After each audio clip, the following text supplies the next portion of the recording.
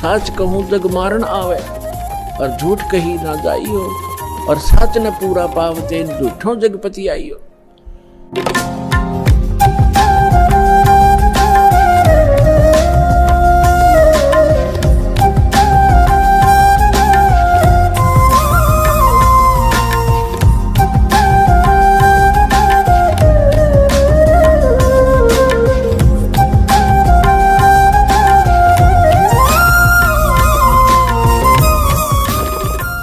आप देखते हो दास के साथ तो बहुत बार बना था।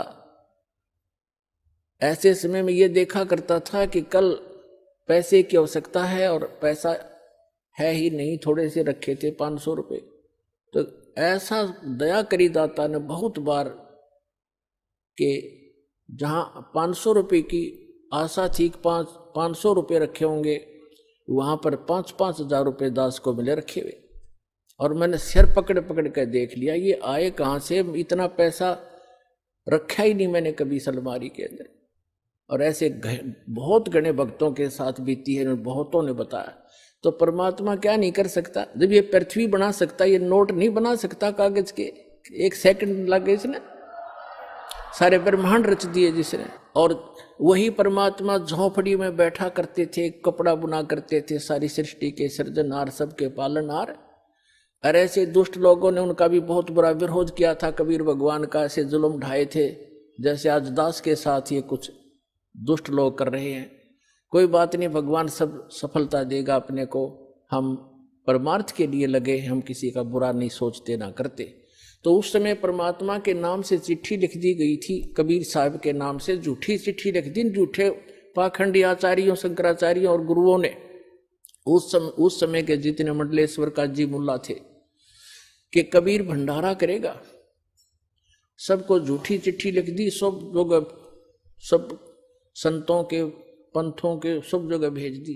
18 लाख व्यक्ति आगे निश्चित तिथि को, 18 लाख व्यक्ति, ये साधु संत और निमंत्रित, सबके पास चिट्ठियां चली गई। और साथ में ये लिखा था कि कबीर पुत्र नीरू जुलाहा काशी वाला सबको आमंत्रित करता है। 3 दिन का भंडारा होगा, सारे भोजन, लाडू, जलेबी, कचौड़ी, पकौड़ी, सब खीर खांड बनाए जाएंगे, हलवा। और प्रत्येक साधु संत को प्रत्येक भोजन के बाद एक दोहर माने कंबल होता था, बहुत सुंदर कंबल टाइप एक होती थी खद्दर की, वो दोहर होती बोलते थे, डबल। और एक असरफी देगा सोने की, यानी 10 ग्राम सोना। इस लालच में सारे डेरा वाले अपने चेलों को और सबको बुला ले। 18 लाख व्यक्ति सामने खड़े हो गए। जब रविदास जी को पता चला, ये दोनों महात्मा, परमात्मा और रविदास जी अधिकतर इकट्ठे ही रहा करते थे, तब रविदास जी ने कहा कि भगवान आज तो इन्होंने कति जुल्म कर दिया, आपके नाम से चिट्ठी डाल दी, 18 लाख व्यक्ति चिट्ठी लिए खड़े हैं। कबीर भंडारा करेगा, दौर और मोहर असरफी देगा, 3 दिन का लिख रखा मालिक। कबीर साहब बोले आजा बैठ जा रविदास, जिसकी आड़ लेकर बैठे हैं वो आप संभालेगा। गरीबदास वो राक्षसी जिन्यू साजा साज। गरीब रविदास जी को अपनी कुटिया में उठा लिया, अंदर से कुंडी लगा ली, बैठ गए। उधर से परमात्मा दूसरा रूप बनाकर पहुंचे अपने सतलोक में, जहां से वो आते हैं, जहां से हम सभी आए हुए हैं, वहां किसी चीज की कमी नहीं।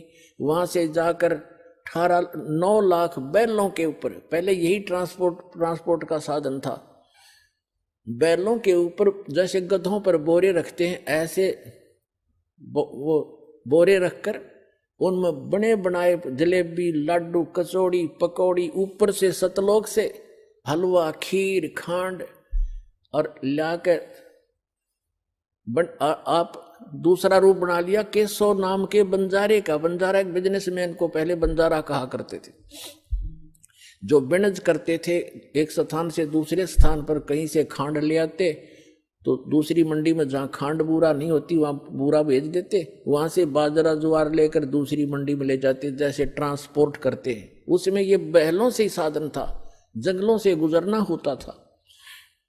तो 9 लाख बैलों के ऊपर सामान रख के आ गए और उन तंबू लगा दिए पूरे चौपड़ के बाजार में, काशी बनारस में।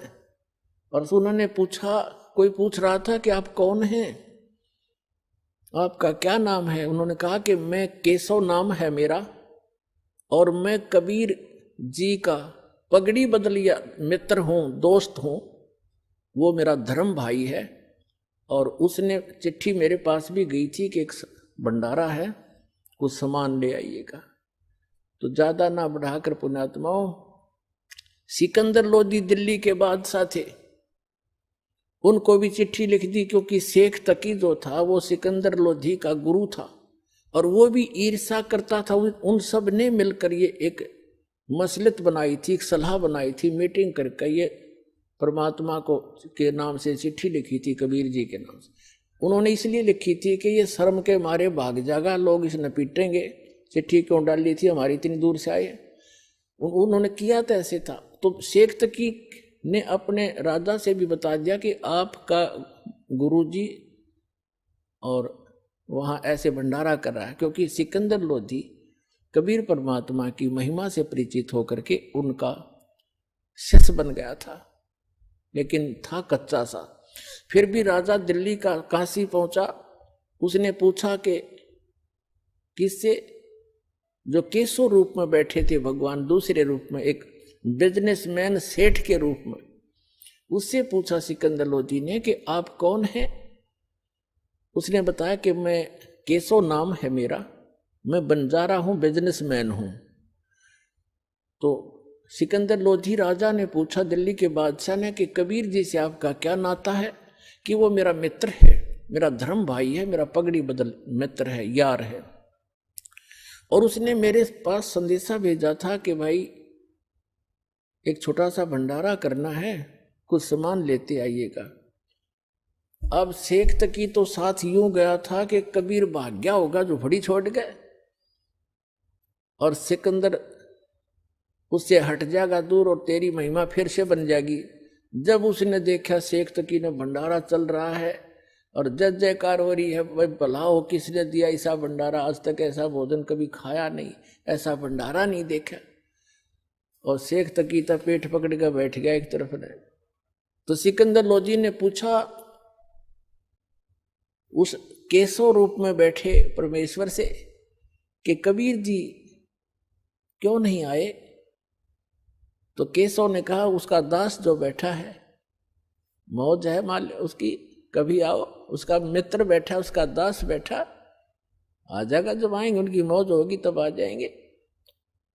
और सिकंदर लोधी वहीं पहुंच गए कुटिया पर, और कुटिया खड़खड़ाई। रविदास जी ने कहा कि महाराज जी वो तो आगे सब यहीं पर। परमात्मा बोले बोला मत, आप चले जाएंगे और मैं तो भाई रात को चला जाऊंगा यहाँ से कुटिया छोड़ के। तो रोज दुखी करने लग गए। सिकंदर लोधी ने आवाज लगाई कि हे परवरदिगार, एक बार कुटिया का दरवाजा खोलो। कौन हो आप? अंदर से पूछा परमात्मा। आपका दास सिकंदर आया है दिल्ली से, आपके दर्शन करना चाहता है। कबीर साहब ने कहा राजन, मैं हो गया दुखी, मैं गरीब आदमी, अपने गुजारा करता हूँ, कपड़ा बनकर अपने परिवार का पोषण करता हूँ। परमात्मा का अपना कोई परिवार नहीं था। संत रामपाल जी महाराज की दया से मेरे पति की शुगर बिल्कुल नॉर्मल आ गई और मैं भी बीमार थी, मेरे भी हाइपरथायराइड था। और संत रामपाल जी महाराज की दया से आज मैं एक पैसे की भी दवाई नहीं लेती। इतना परमात्मा की दया से हमारे घर में सुख हो गया। संत रामपाल जी महाराज के जहाँ जाने से पहले मैंने सोचा भी ऐसी कोई ताकत नहीं यार जो मेरा नशा छुड़वा दे। और भैया जब संत रामपाल जी ने, महाराज जी ने मेरे सिर के ऊपर हाथ रख के कहा कि बेटा तू आज के बाद नशा नहीं करेगा, और भैया वो दिन है और आज का दिन है। इतनी नफरत होगी नशे से कि नशा करना तो दूर, मैं किसी को ले भी नहीं देता।